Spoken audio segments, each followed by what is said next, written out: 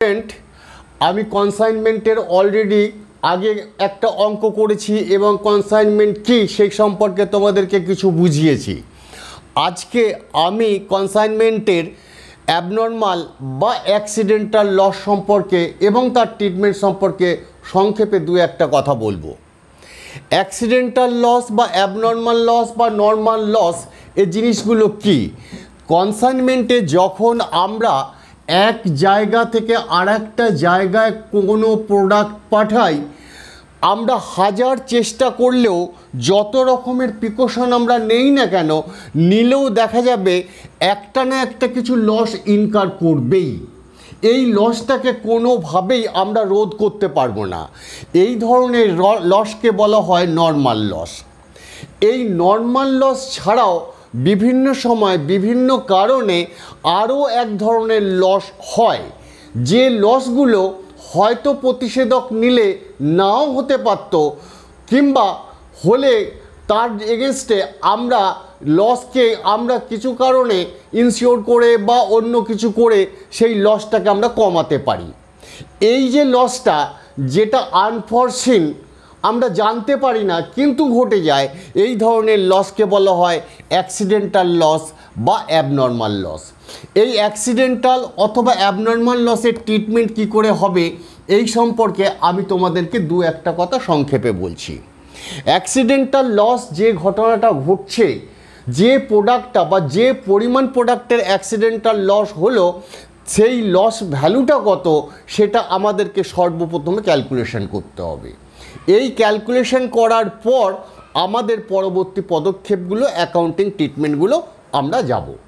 কিভাবে লসের value calculation করব সেটা আমি পরে তোমাদেরকে বুঝিয়ে বলে দেব। ধরে নেওয়া যাক কোনো একটা প্রোডাক্টের কিছু পরিমাণ অ্যাক্সিডেন্টাল লস ঘটেছে এবং তার অ্যাকাউন্টিং ট্রিটমেন্ট কী হবে সেটা আমি এখন তোমাদেরকে বলছি। দেখো, আমি লিখেছি ভ্যালু অফ টোটাল অ্যাবনর্মাল অথবা অ্যাক্সিডেন্টাল লস। এর ফার্স্ট এন্ট্রি হচ্ছে অ্যাক্সিডেন্টাল লস। অ্যাক্সিডেন্টাল লস আমি সংক্ষেপে লিখছি অ্যাক্সিডেন্টাল লস অ্যাকাউন্ট ডেবিট, যতটা লস হয়েছে টু কনসাইনমেন্ট অ্যাকাউন্ট। এটা হচ্ছে ফার্স্ট এন্ট্রি। এখন আমরা প্রোডাক্ট যখন পাঠাচ্ছি, প্রোডাক্ট পাঠানোর সময় আমরা যদি ইনশিওর করে রাখি, তাহলে যে অ্যাক্সিডেন্টাল লস হলো, নর্মাল লসের কিন্তু কোনো ইন্স্যুরেন্স ক্লেম হবে না ভাই। অ্যাক্সিডেন্টের যে লস হলো সেই লসটার জন্য আমরা ইন্স্যুর কোম্পানির কাছে ক্লেম করতে পারি। ইন্স্যুর কোম্পানি সেই পরিমাণ তারা তাদের যা প্রসিডিওর রয়েছে, প্রসিডিওর ফলো করে আমাদেরকে সেই টাকা দেবেন। ধরে নেওয়া যাক আমাদের যা লস হয়েছে আমরা ইন্স্যুরেন্সকে ক্লেম করলাম, অর্থাৎ ক্লেম ফর অ্যাক্সিডেন্টাল লস। ধরে নেওয়া যাক ফুললি ইনসিওর।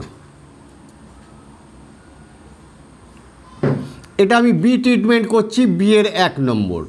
ঘটনাটা হচ্ছে ফুললি ইনসিওর। এই ধরনের ক্ষেত্রে আমাদের যে ট্রিটমেন্ট হবে, অ্যাকাউন্টিং ট্রিটমেন্ট হবে, সেই ট্রিটমেন্টটা আমি তোমাদেরকে বলছি। ইন্স্যুরেন্স ক্লেম অ্যাকাউন্টকে ডেবিট করবে, ক্রেডিট করবে টু অ্যাক্সিডেন্টাল লস। আমি সংক্ষেপে লিখছি।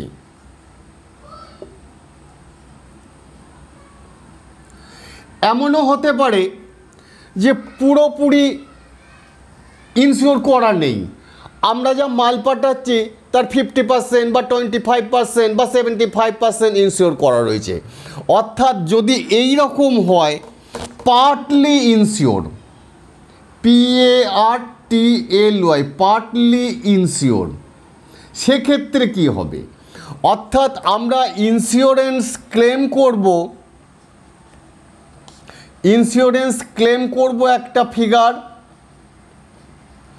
যেটা ক্লেম করতে পারবো না সেটা আমাদের সত্যিকারের লস, PL অ্যাকাউন্টকে ডেবিট করব একটা ফিগার, ক্রেডিট করে দেব টোটাল পুরো অ্যাক্সিডেন্টাল লসটাকে, ACC লস। আবার এমনও হতে পারে কোনো ইনসিওর করা নেই, নো ইনসিওর। এই ধরনের ক্ষেত্রে কি হবে, আমাদের যা অ্যাক্সিডেন্টাল লস ঘটেছে পুরোটাই আমাদের লস হয়ে যাবে, আমরা কোথা থেকে কোনো রকমের টাকা রিয়েলাইজ করতে পারবো না। তার ট্রিটমেন্ট হবে খুব সহজ, P+L account debit to accidental loss, full অ্যামাউন্টটা একদম। অর্থাৎ আমি তিনটে কথা বললাম, তোমরা তিনটে কথা দেখে নাও। এই তিনটে কথার উপর ভিত্তি করে আমরা একটা ছোট্ট অঙ্ক করব। অঙ্কটা কিন্তু ছোট হলেও ইম্পর্টেন্ট। আমরা আগে যে অঙ্কগুলো করেছি সেগুলোও কিন্তু ভীষণ ইম্পর্টেন্ট, তোমরা দেখবে এবং আজকে ট্রিটমেন্টও দেখবে, আগামী দিনে যে ট্রিটমেন্টও তোমরা দেখবে। প্রত্যেকটাই আমরা সাজেস্টেড ভিত্তিতে ইম্পর্টেন্ট অঙ্ক করছি। মিস্টার সেনগুপ্ত বম্বে একটা কোম্পানিতে মাল কিছু কনসাইন করছেন, তার দাম ফার্ম প্রোফার্মা ইনভয়েস সমস্ত কিছু লিখে তিনি প্রোডাক্ট যেটা কনসাইন করেছেন সেটা করেছেন। আমি সংক্ষেপে তোমাদেরকে বলে দিচ্ছি, টোটাল কনসাইন করেছেন 150 পিস।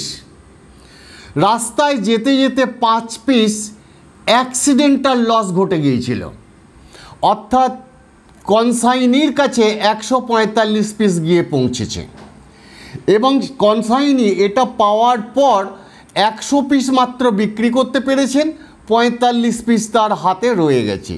অর্থাৎ এই অঙ্কটাকে আমি সংক্ষেপে দেখলে বলতে পারি, আমাদের অ্যাক্সিডেন্টাল লস ঘটেছে 5 পিস, আর সেল হয়েছে 100 পিস, আর স্টক ইন হ্যান্ড রয়েছে 45 পিস।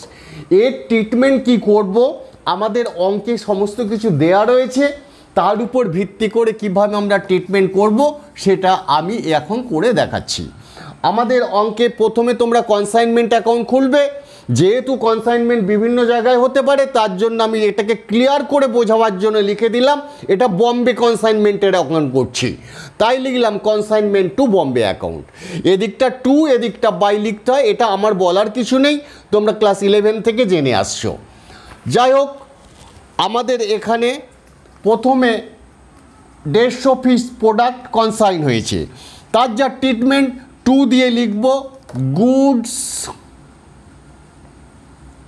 Sent on consignment. তোমরা পুরো লিখবে good sent on consignment. 150 piece মাল আমরা সেন্ড করেছি, যার কস্ট প্রাইস হচ্ছে 750 টাকা করে। আমি সংক্ষেপে লিখে দিলাম, ফিগারটা হচ্ছে 1,12,500, 1,12,500 গুণ করে দেখে নেবে। এই প্রোডাক্টটা যখন পাঠিয়েছে, কনসাইনর পাঠানোর সময় কিছু এক্সপেন্স ইনকার করেছিল, সেটাও লেখার জন্য টু ব্যাংক বলে লিখে নেব, BANK, expenses incur by consignor. এই কথাটা লিখবে, লিখে কি কি এক্সপেন্স করেছে সেগুলো ছোট ছোট করে ভালো করে একটু লিখে রাখতে পারলে ভালো হয়। অন্য জায়গাতে তুমি অ্যানেক্সার করে টোটাল করে লিখলেও ভালো হয়। কি করেছেন, insure premium, IN insurance premium, insurance premium দিয়েছেন 1,900 টাকা এই মালগুলো পাঠানোর সময়। ফ্রেট চার্জ দিয়েছেন, 3,500 টাকা। Dock charge, DOCK dock charge, জাহাজে করে মালটা গেছে, 2,600 টাকা খরচা হয়েছে। টোটাল খরচ হয়েছে 8,000 টাকা। প্রোডাক্টটা যখন বম্বেতে গিয়ে পৌঁছালো, তখন মালটা আনলোড ফানলোড করতে হয়, গোডাউন ফোডাউন নিয়ে যেতে হয়, সেখানে যা কিছু খরচ হয় সেই খরচগুলো কনসাইনি করে থাকে এবং সেই টাকাগুলো আমরা কনসাইনিকে দেব। তার জন্য কনসাইনির যে নাম, সেই নামটাই আমরা এখানে টু বলে কনসাইনি অ্যাকাউন্ট লিখব, টু কাপুর,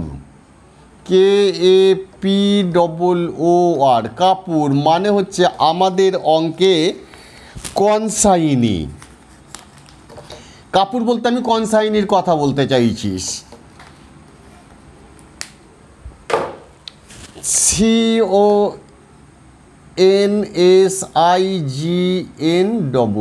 উনি যে খরচা করেছেন এবং ওনার যা কমিশন টমিশন পাওনা সবগুলো আমরা কনসাইনমেন্টের ডেবিট দিকে লিখব। উনি কি কি খরচা করেছেন? 1 নম্বর খরচা করেছেন ক্লিয়ারিং চার্জেস। ক্লিয়ারিং চার্জেস বাবদ খরচা করেছেন 2500 টাকা। 2 নম্বর কি করেছেন? কার্টেজ, CARTAGE, কার্টেজ বাবদ খরচ করেছেন 870 টাকা। আর কি করেছেন? Godown rent, GODOWAN, godown rent, আমি ছোট ছোট করে লিখছি, 750 টাকা। কমিশন, ভ্যারাইটিস টাইপের কমিশন, আমি সেটাকে একটাই কমিশন বলছি, 7350 টাকা। এই খরচগুলো কনসাইনমেন্ট অ্যাকাউন্টের কনসাইনির লোকেশানে তার এরিয়াতে ইনকার করেছে এবং টোটাল ফিগারটা হচ্ছে 11,470 টাকা। তাহলে মাল যেটা গেছে দেখতে পেলে, কনসাইনি আর কতটা খরচা করেছে দেখতে পেলে, কনসাইনি কতটা খরচা করেছে দেখতে পেলে। এরপর যাওয়ার পর কনসাইনি এই মালগুলোর মধ্যে যতগুলো বিক্রি করতে পেরেছে আমরা বাই বলে কাপুর লিখব, KAPOOR, কাপুর মানে হচ্ছে কনসাইনি, CONSIGNE, আসলে এটা হচ্ছে সেলস প্রসিড। উনি 100 পিস বিক্রি করেছেন, আমাদের ফিগার অঙ্কের মধ্যে দেওয়া রয়েছে 1,05,000 টাকার বিক্রি করতে পেরেছেন। আর যেটা লস হয়েছে total by loss, LOSS, loss in transit, TRANSIT, অথবা অ্যাবনর্মাল লস অথবা অ্যাক্সিডেন্টাল লস, তোমার যা মন চায় তুমি তাই লিখবে। লিখে টোটাল যে লসটা হয়েছে সেই লসটা লিখবে, সেটা হচ্ছে 4,017 টাকা। এই ফিগারটা আমি এখানে স্টার মার্ক দিয়ে রাখছি। এই ফিগারটা কি করে পেলাম সেটা একটা ক্যালকুলেটেড ফিগার, অঙ্কটা শেষ হয়ে যাওয়ার পর আমি তোমাদেরকে করে দেখিয়ে দেব। নেক্সট, কনসাইনমেন্ট স্টক অ্যাকাউন্ট, যে ক্লোজিং স্টকটা পড়ে রয়েছে তার ভ্যালু 37,196 টাকা। এটাও স্টার মার্ক দিয়ে রাখছি। এই ফিগারটা আমাদের ক্যালকুলেশন করে বার করতে হয়। এরপর কনসাইনমেন্ট অ্যাকাউন্টটা টোটাল বন্ধ করব। বন্ধ করে আমরা দেখতে পাচ্ছি আমাদের 14,243 টাকা এদিকটা লিখতে হচ্ছে। লিখলে উভয় দিকে যোগফল 1,46,213, এদিকেও যোগফল 1,46,213। এই যে ফিগারটা এদিকেই আসুক আর ওদিকেই আসুক, এই ফিগারটা PL দিয়ে বন্ধ করবে, টু P+L অ্যাকাউন্ট বলে লিখে দেবে। এদিকে আসলে লিখে দেবে প্রফিট অন কনসাইনমেন্ট, ক্রেডিট দিকে আসলে লিখে দেবে লস অন কনসাইনমেন্ট। আমাদের এই অঙ্কটার কনসাইনমেন্ট অ্যাকাউন্টটা হয়ে গেল। কিভাবে এই ফিগারগুলো এসছে আমি একটু পরে করে দেখাচ্ছি। নেক্সট আমি কনসাইনি অ্যাকাউন্টটা করে দেখ। আমাদের এই অঙ্কে কনসাইনি হচ্ছেন কাপুর, আমি লিখে দিয়েছি Kapoor in the books of consignor, কনসাইনারের বইয়ে কাপুরের অ্যাকাউন্টটা করছি, মানে কনসাইনির অ্যাকাউন্টটা করছি। যখনই মালগুলো কনসাইনির কাছে যে পৌঁছালো তখন কনসাইনির এরিয়াতে কনসাইনি কিছু এক্সপেন্স ইনকার করবেন। বিভিন্ন কন্ট্রাক্ট অনুযায়ী কখনো কখনো কনসাইনি তার আগে কনসাইনরকে কিছু টাকা পাঠাতে পারেন, ব্যাংক ড্রাফট পাঠাতে পারেন, RTGS করতে পারেন, যা ইচ্ছা করতে পারেন। আমাদের এই অঙ্কের লেখা আছে 30/7 কনসাইনি কনসাইনারকে 10,000 টাকা পাঠিয়েছেন। তাহলে বাই ব্যাংক বলে লিখবে যে টাকাটা পাঠিয়েছে 10,000 টাকা, একদম শুরুতেই পাঠিয়ে দিয়েছিলেন। এরপর 31/12 কনসাইনি ওর লোকেশানে কিছু খরচ করেছিলেন, সেই খরচগুলো দেখে দেখে লিখব। অ্যাকাউন্টটা হবে consignment account. 2 by consignment account, CONSIGNMENT, consignment account বলে যা যা খরচ উনি করেছিলেন। কি কি খরচ করেছিলেন? Clearing charges, CLEARING, clearing charges. উনি ক্লিয়ারিং চার্জেস করেছিলেন, মালগুলো জাহাজ থেকে খালাস করতে ওনার খরচ হয়েছিল 2500 টাকা। কার্টেজ, কুলি ভাড়া বা এমনি কিছু ভাড়া করেছিলেন যেটাতে খরচা হয়েছিল 870 টাকা। গোডাউন রেন্ট, যেখানে মালগুলো নিয়ে যেয়ে রেখেছিলেন সেখানে খরচ হয়েছে 750 টাকা। কমিশন, ওনার নিজস্ব পাওনা 7350 টাকা। যতদিন পর্যন্ত কনসাইনমেন্ট ব্যবসাটা চলবে এই খরচগুলো কিন্তু বারবার হবে। গোডাউনে রেন্টও দিতে হবে, উনি যত মাল বিক্রি করবেন তার উপরে কমিশনও পাবেন। অর্থাৎ এই খরচগুলো হচ্ছে রেকারিং, আমি সংক্ষেপে এখানে লিখে দিচ্ছি, রেকারিং। আর এই খরচগুলো হচ্ছে নন রেকারিং। অর্থাৎ কনসাইনির লোকেশানে যে খরচগুলো হচ্ছে, খরচগুলো দু রকমের, কিছু খরচ রেকারিং, কিছু খরচ নন রেকারিং। এই সমস্ত খরচগুলো করেছেন এবং এই খরচগুলো রেসপেক্টে তিনি কিছু মাল বিক্রি করেছেন। বিক্রি করে দেখা যাচ্ছে তিনি টোটাল সেল করেছেন, বাই টু কনসাইনমেন্ট বলে লিখে দেবে, যত বিক্রি করে যত টাকা পেয়েছেন, মানে এটা হচ্ছে সেলস প্রসিড,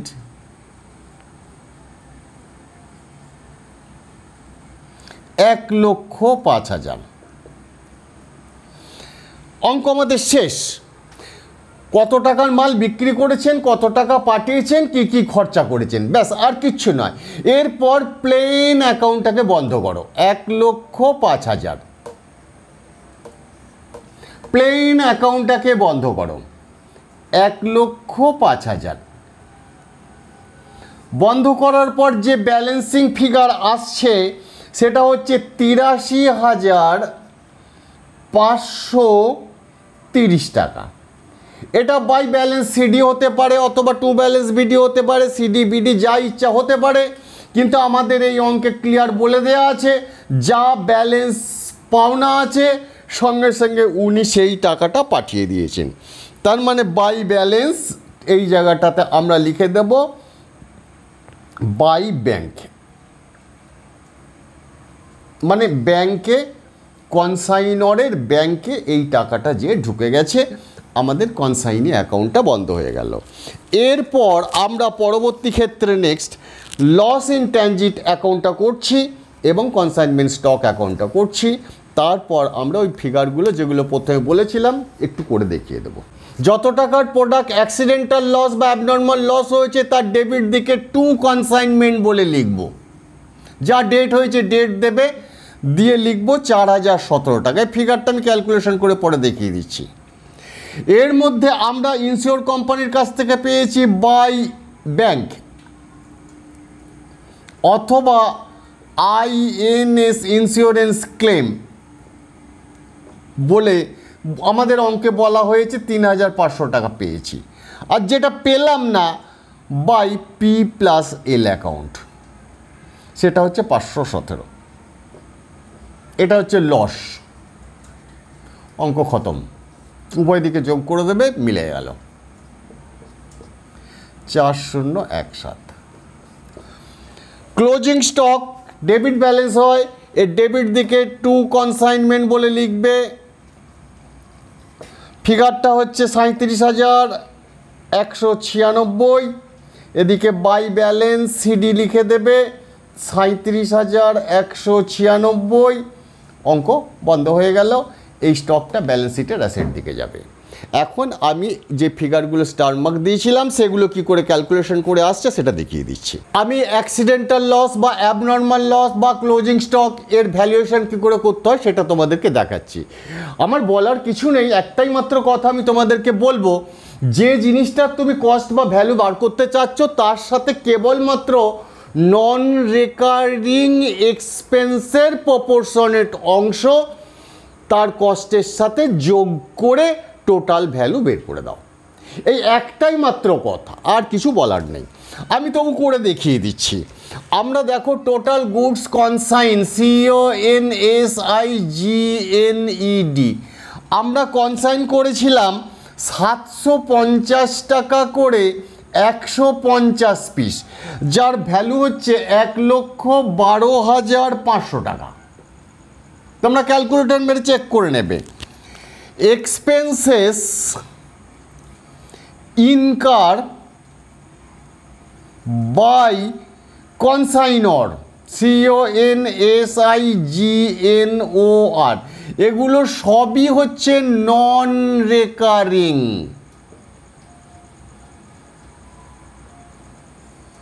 কি কি খরচ করেছিলেন? ইন্স্যুরেন্স প্রিমিয়াম 1900 টাকা, ফ্রেট 3500 টাকা, ডক চার্জ 2600 টাকা, টোটাল 8000 টাকা। এই 8000 টাকাটা আমি এখানে লিখে দিলাম। এই 8000 টাকাটা খরচ হয়েছে 150 পিস প্রোডাক্ট যে আমরা কনসাইন করছি তার জন্য। এরপর এক্সপেন্সেস মানে আমি নন রেকারিং ইনকার বাই কনসাইনি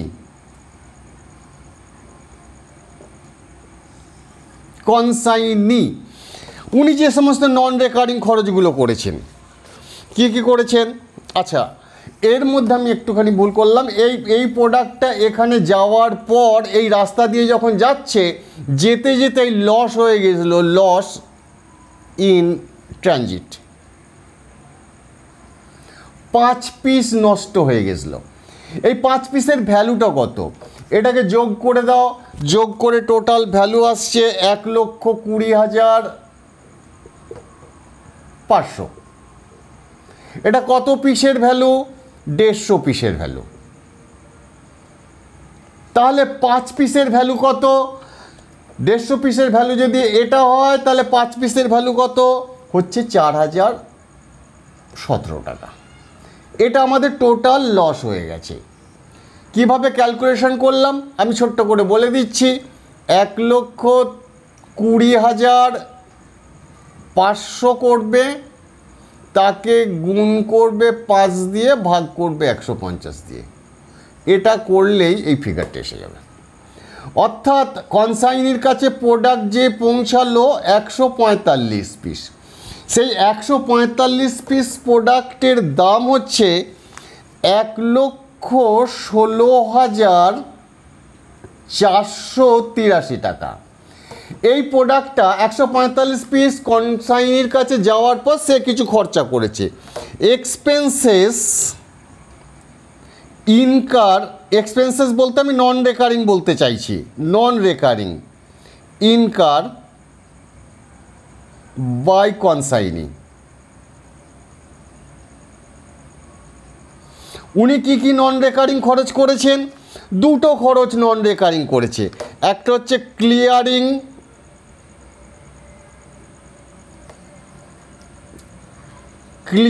চার্জের জন্য খরচ করেছেন 2,500 টাকা, আর কার্টেজ খরচ করেছেন মানে মালগুলো নিয়ে গেছে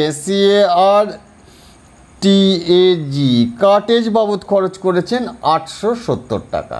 উনি টোটাল খরচ করেছেন 3,370 টাকা। 3,370 টাকা, 3,370 টাকা। অর্থাৎ টোটাল খরচ হয়েছে 1,19,853 টাকা। কতগুলো প্রোডাক্টের জন্য? 145 পিস। আমাদের হাতে কতগুলো প্রোডাক্ট পড়ে রয়েছে?